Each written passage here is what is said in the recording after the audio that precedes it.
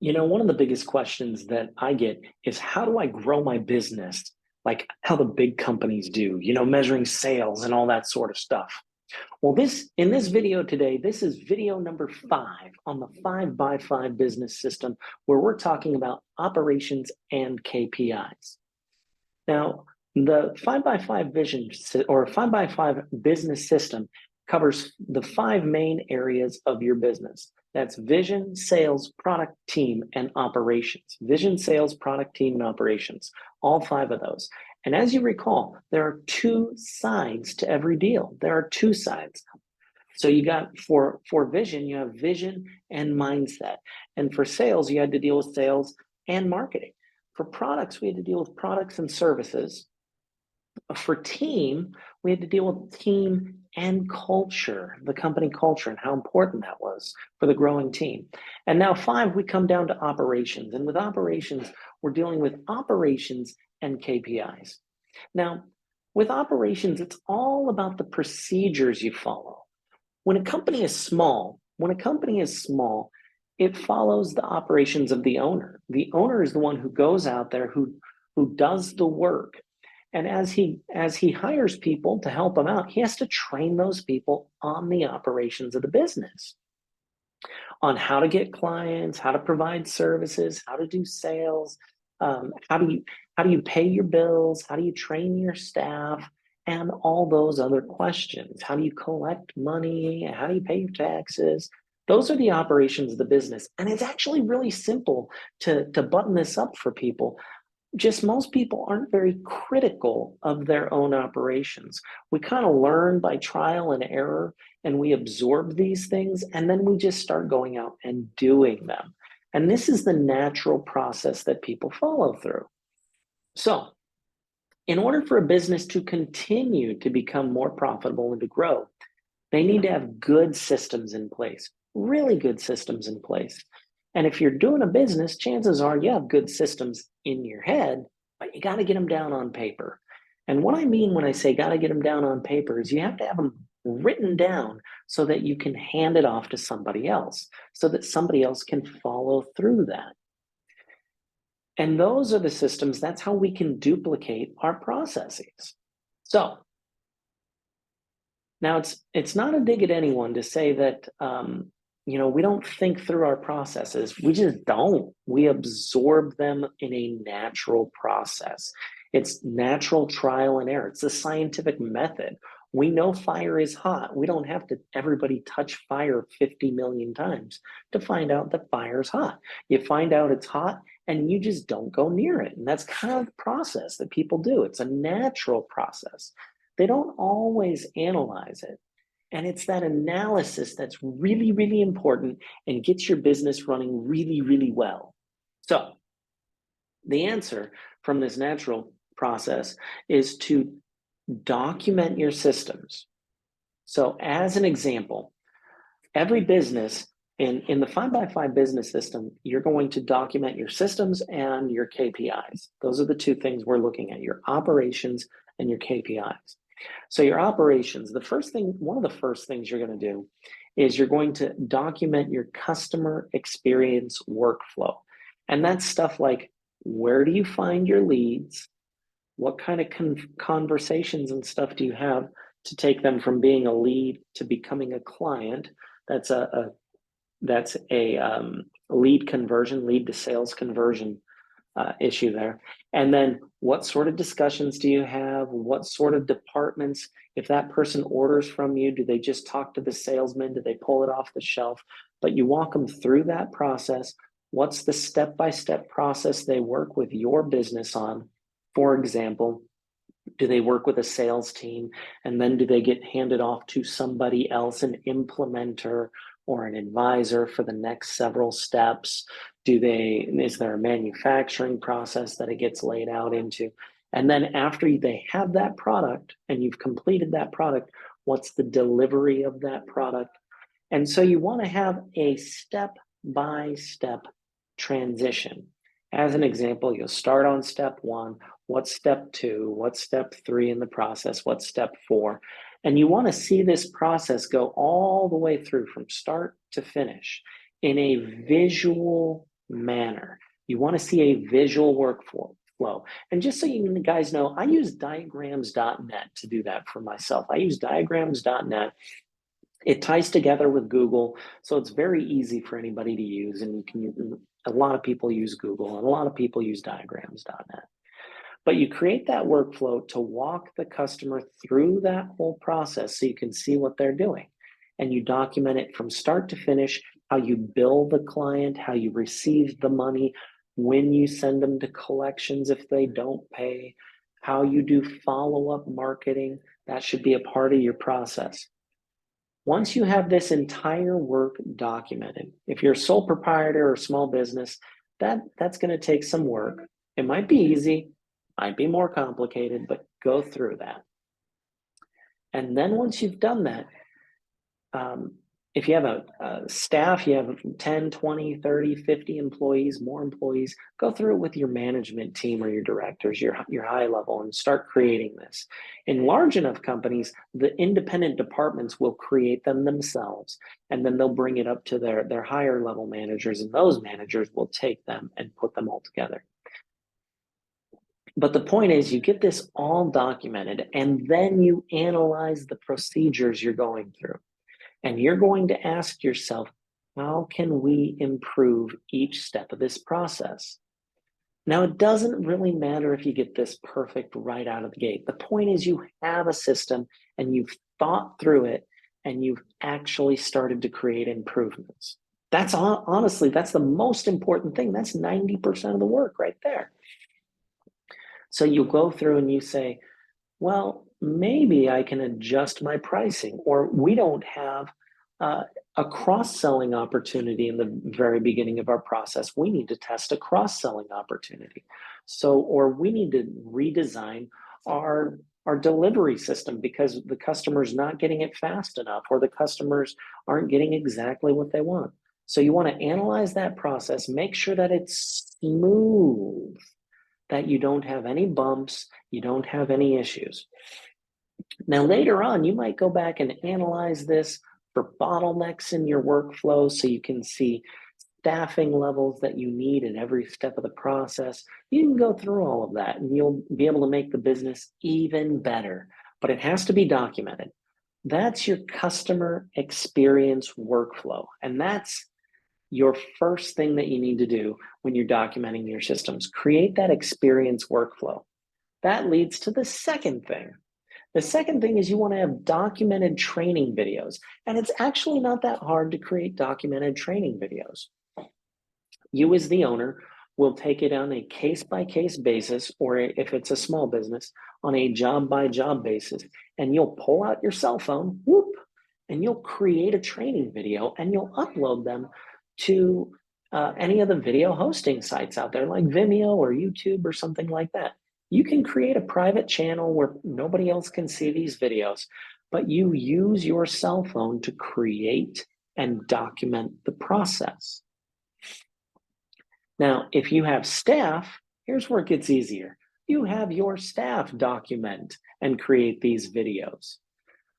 All of these videos become part of your training process so that the entire process, start to finish, from as you start with that customer experience workflow, every single video is documented.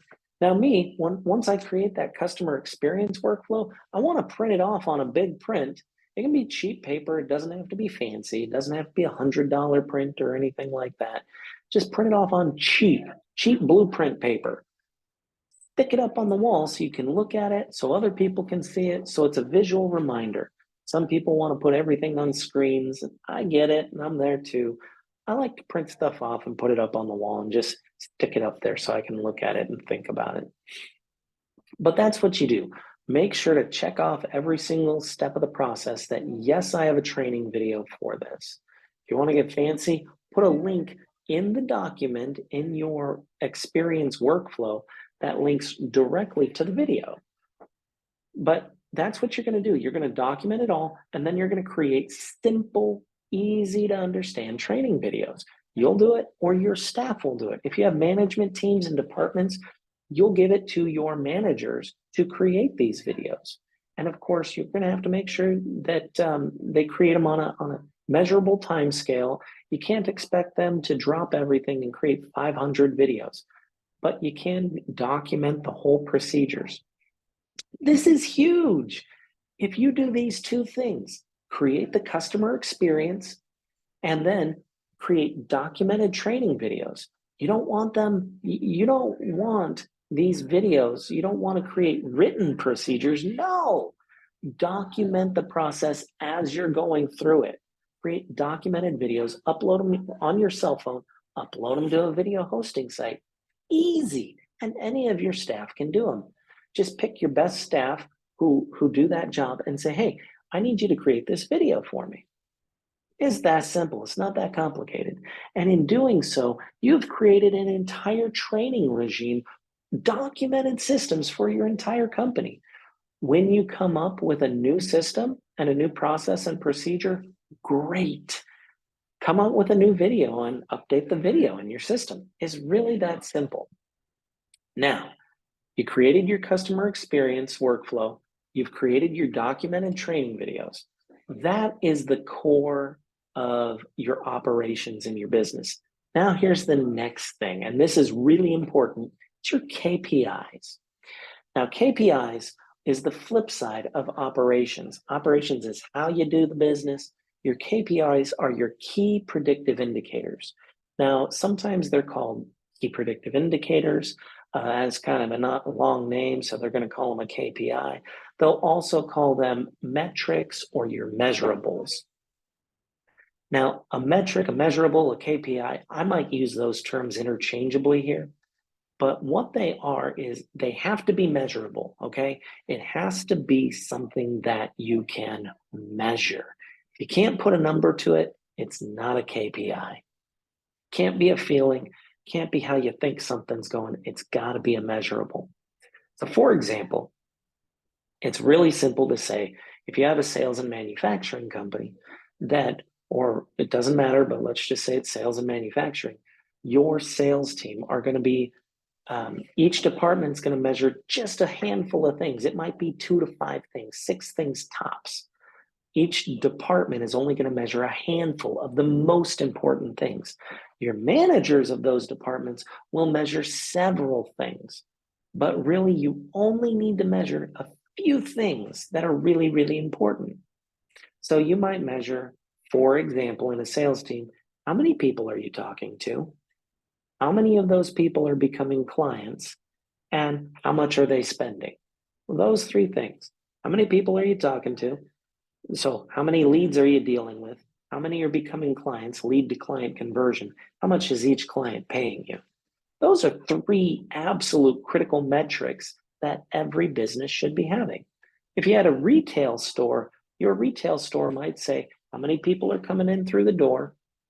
How many average items are they purchasing in a sale? You might look at what is the average sale, and you might look at your average daily sales.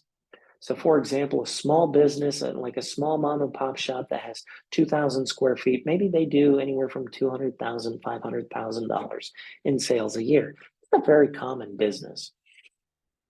So that business, they're going to say, okay, I deal with 30 people a day, and the average purchase is for $35.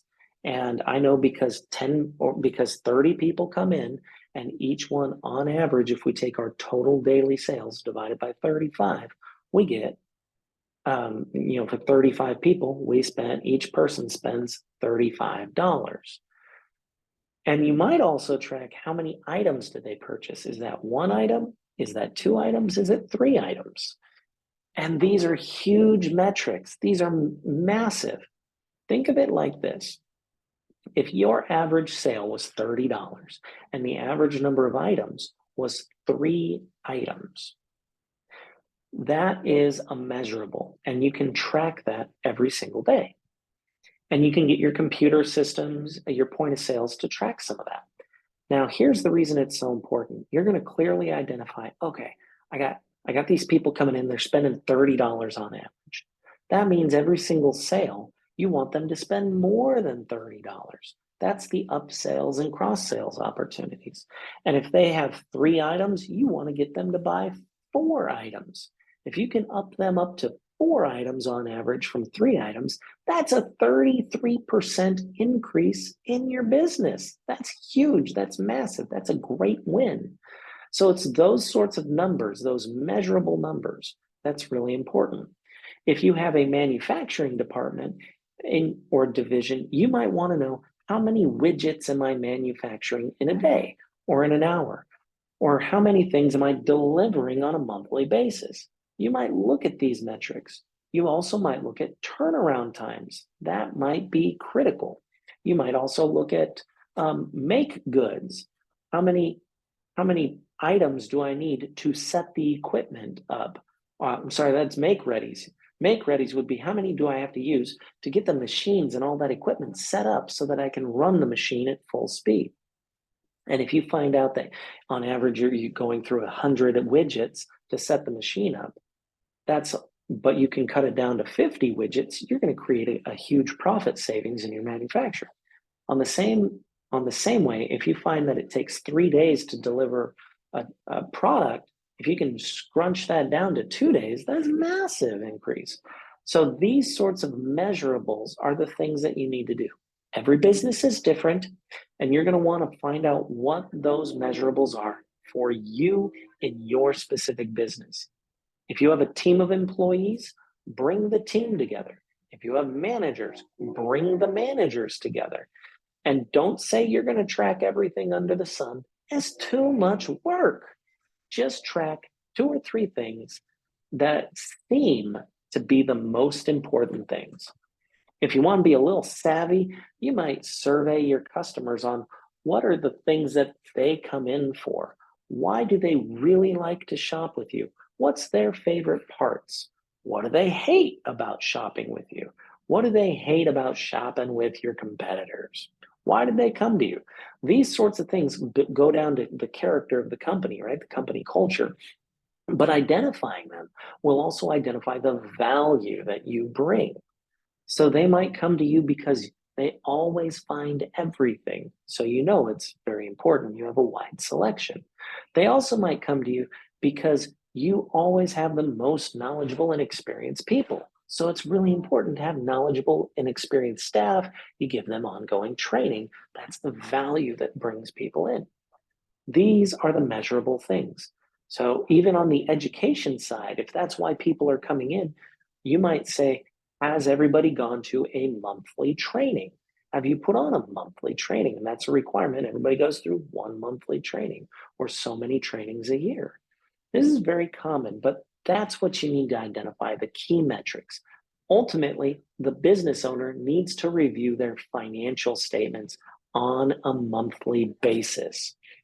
If they don't have an accounting background, they need to review their financials, their monthly financials, with a qualified individual who can give them direction and advice, like a CPA, accountant, somebody in the SCORE program. SCORE is put on by the SBA, Small Business Administration, or the SBDC, the Small Business Development Centers out there.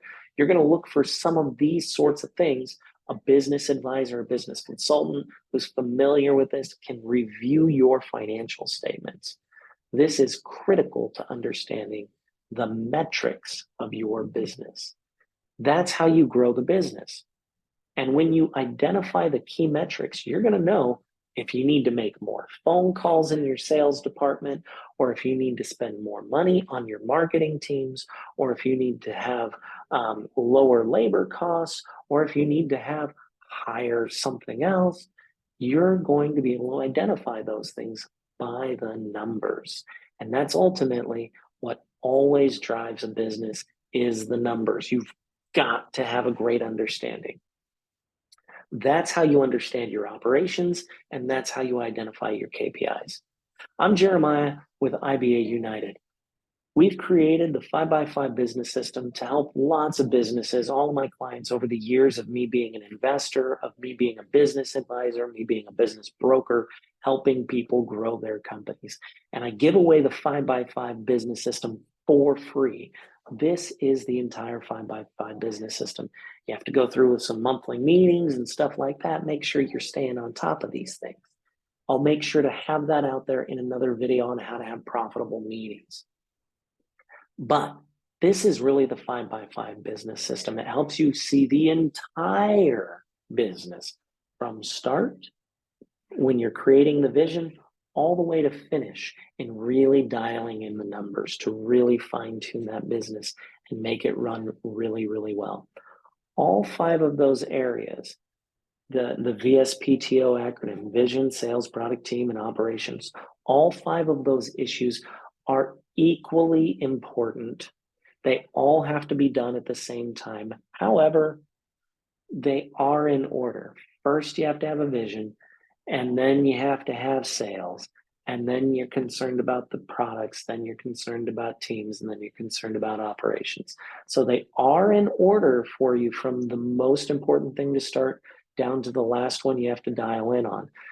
They are in order, but you really have to make sure you hit them all at pretty close to the same point in time. So you go through them very quickly, get a high overview, and then dial everything in together on a regular, weekly, monthly, ongoing basis.